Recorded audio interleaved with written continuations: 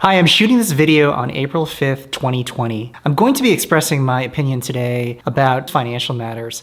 This video is only for educational purposes, so please consult with your own financial advisor before taking any action. My good friend Tomio has asked, what assumptions were made pre-COVID-19 market collapse that have proven not to be true? Top of mind is that there was a lot of faith that diversification across multiple asset classes would help to optimize returns and reduce risk. And that didn't prove to be true.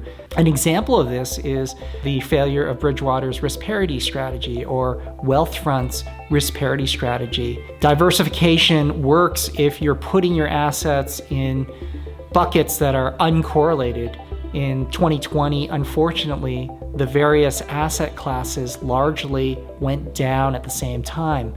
Everything from gold to oil to Bitcoin, domestic stocks, international stocks, they all went down at the same time, causing massive losses.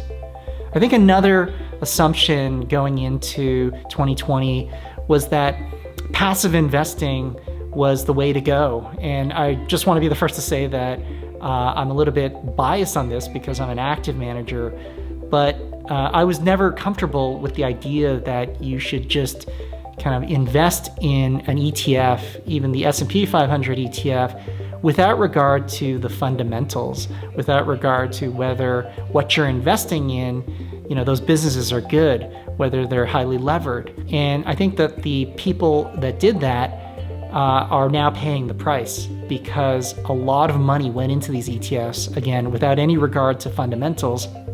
And when the market collapsed, those people were hurt very badly. I think another assumption that people made was that math and science and technology could solve investing. So you saw that with robo-advisors, you saw that even with Bridgewater, where they're using algorithmic strategies to try to optimize returns and to reduce risk. And they didn't work. The problem with using technology and math and data to make investing decisions is that largely you're using historical information. You're committing the cardinal sin of assuming that what happened in the past necessarily will happen in the future. And unfortunately, time and time again, history shows that this doesn't work particularly well. In the 90s, long-term capital management collapsed. In the 2008 financial crisis, quant funds didn't do well. And this time around, we're seeing the same thing with risk parity funds and robo-advisors.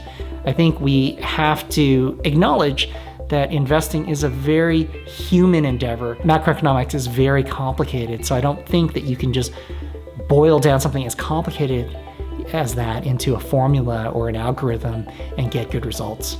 Do you have an opinion on what assumptions were made pre-2020 that have now been debunked?